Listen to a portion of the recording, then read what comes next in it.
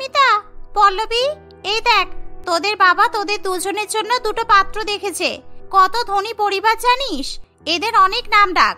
সত্যি ছেলেগুলো নাকি অনেক ভালো। আচ্ছা দেখ তো তোদের পছন্দ হয়েছে কিনা। আমরা আবার কি বলবো মা, তোমরা আমাদের জন্য যাকে পছন্দ করবে আমরা তাকেই বিয়ে করতে রাজি আছি, কারণ তোমাদের পছন্দই আমাদের পছন্দ। বাবারে বাবা, ভালোবাসা একদম উতলে উঠছে, যেন দেখলে সহ্য হয় না। হ্যাঁ মা, আমিও রাজি। ধনী পরিবার মানে তো আমরা দুই বোনে অনেক আরামে থাকবো, তাই না? হ্যাঁ, এই কারণেই তো তোদের বাবা তোদের দুজনের জন্য এত ধনী পরিবারের ছেলে দেখেছে। জানিস, তোদের হবু শাশুড়ি মাও অনেক ভালো। দুই যমজ বৌমা পাবে বলে খুব খুশি হয়েছে। সুস্মিতা দেবী তার দুই মেয়ে পারমিতা এবং পল্লবীকে নিয়ে বাস করে। সুস্মিতা দেবীর স্বামী কমলেশ বাবু তার দুই মেয়ের জন্য ধনী সুপাত্র দেখে, আর তাদের সঙ্গে তার দুই মেয়ের বিয়ে ঠিক করে। দেখতে দেখতে কিছু মাসের মধ্যেই দুই বোনের বিয়ের দিন চলে আসে। বিয়ের পর সুস্মিতা দেবী তার দুই মেয়েকে যখন বিদায় জানায়, তখন সে বলে, মা পারমিতা, দেখ তুই তো বড়, তোর ছোট বোন যদি কোনো ভুল করে তাহলে কিন্তু তুই ক্ষমা করে দিবি, আর তোর ছোট বোনকে তোর মতো সবকিছু শিখিয়ে দিবি, যাতে কেউ কোনো কথা বলতে না পারে, কেমন?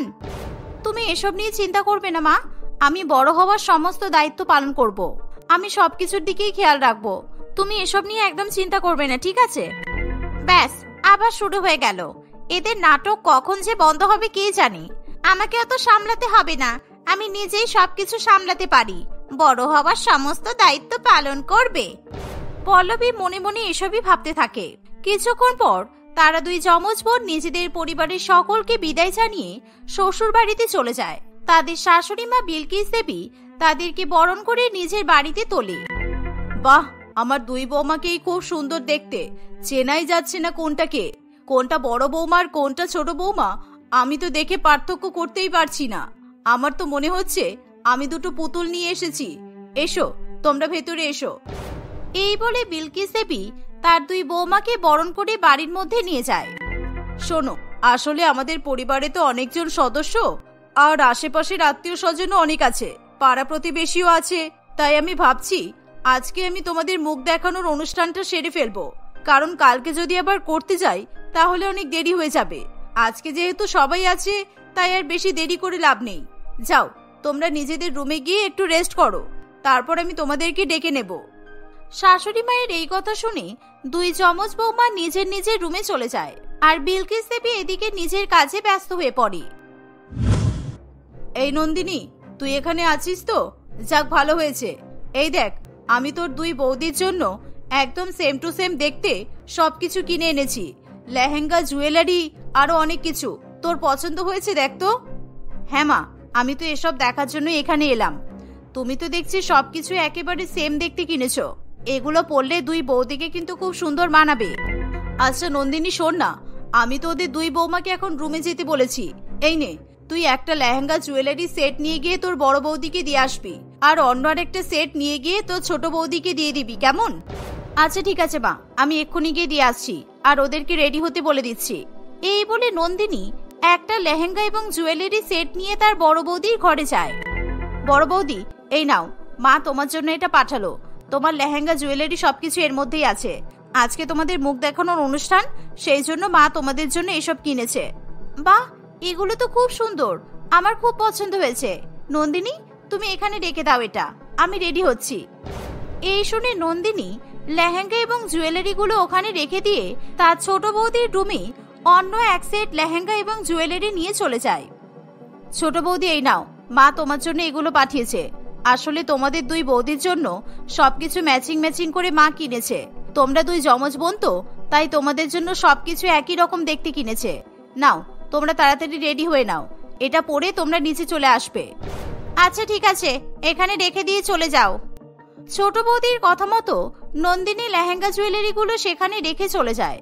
নন্দিনী সেখান থেকে চলে যাওয়ার পর পল্লবী মনে মনে ভাবে, একা একা কি রেডি হওয়া যায় নাকি? উফ, কেউ একজন যদি হেল্প করতো তাহলে খুব ভালো হতো।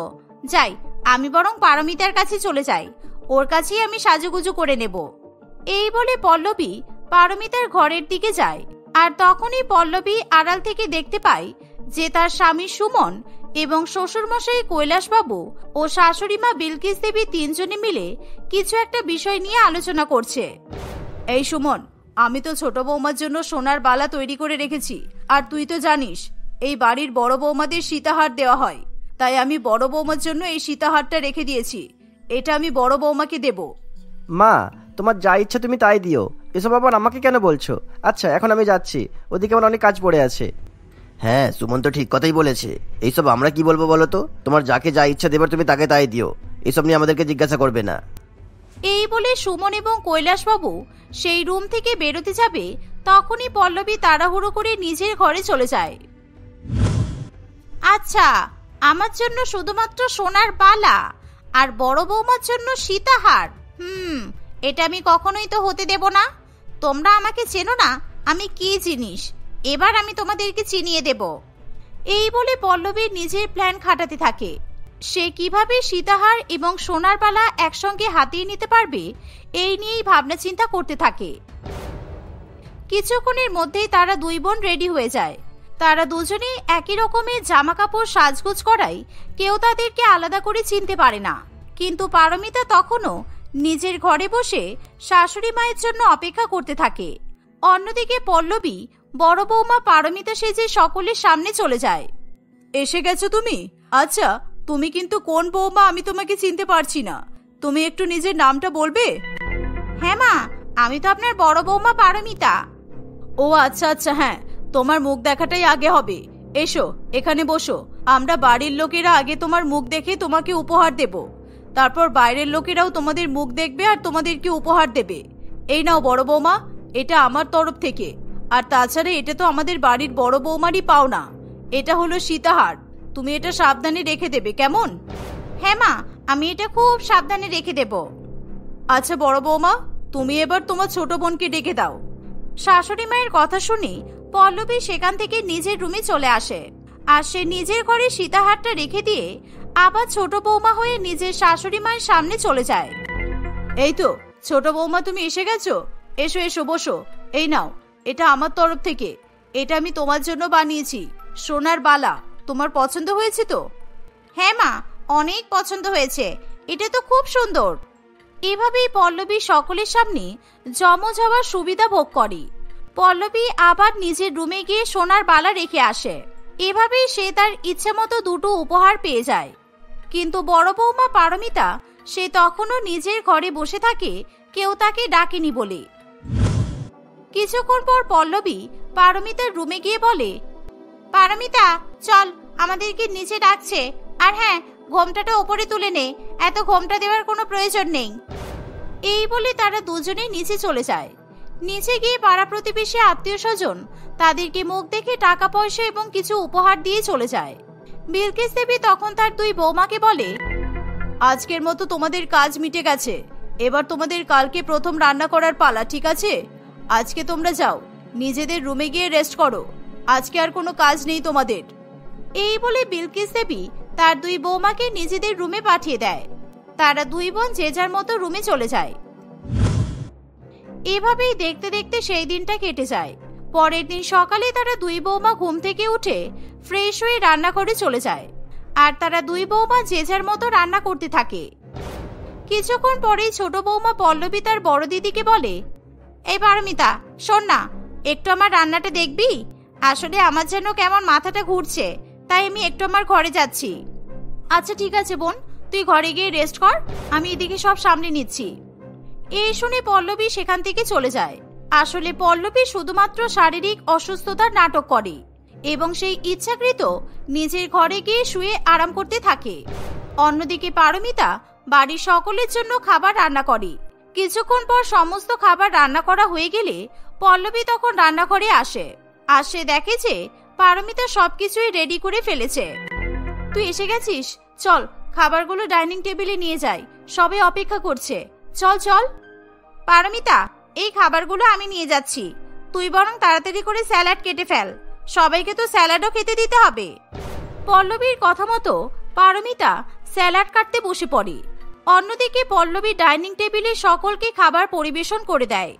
সবাই খাবার খেতে খেতে পল্লবীর অনেক প্রশংসা করে। বা বৌমা, এটা কি তুমি রান্না করেছো? খাবারগুলো খেতে খুবই টেস্টি হয়েছে। এই খাবারগুলো সত্যিই খুবই সুস্বাদু। এত সুস্বাদু খাবার তো বাইরে পাওয়াই যায় না। হ্যাঁ পল্লবী, তোমার হাতের এই খাবারগুলো অনেক টেস্টি হয়েছে, আর এই চিকেনটা আমার অনেক ভালো লেগেছে। এভাবেই একের পর এক সকলে পল্লবীর প্রশংসা করতে থাকে। কেউ জানতেই পারে না যে খাবারগুলো পল্লবী নয়, পারমিতা রান্না করেছে।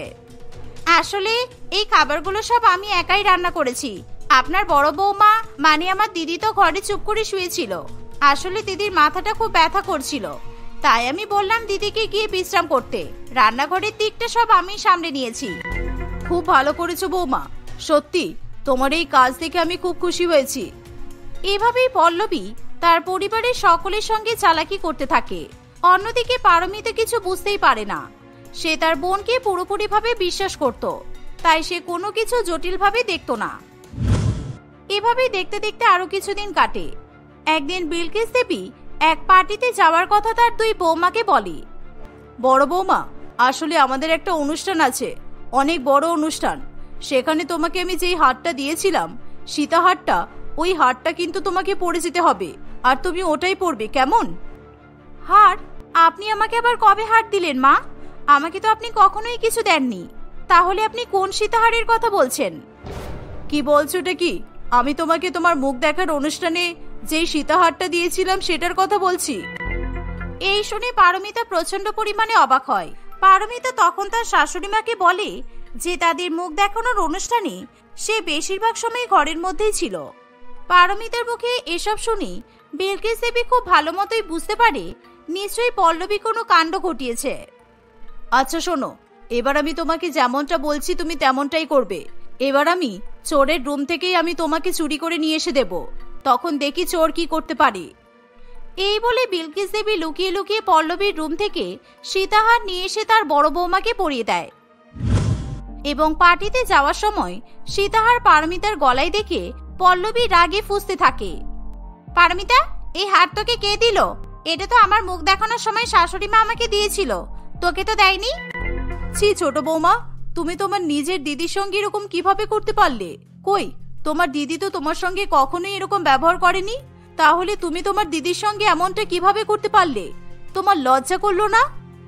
না মা, আসলে আমার ভুল হয়ে গেছে, আপনারা আমাকে ক্ষমা করে দিন মা। আমি আর কখনো এরকম করব না। দিদি, তুই আমাকে ক্ষমা করে দে প্লিজ। এভাবেই পল্লবী সকলের কাছে ক্ষমা চায়। সেদিনের পর থেকে পল্লবী আর কোনো কিছু উল্টোপাল্টা ব্যবহার করে না। সে তার পরিবারের সঙ্গে হাসি খুশি বসবাস করতে থাকে।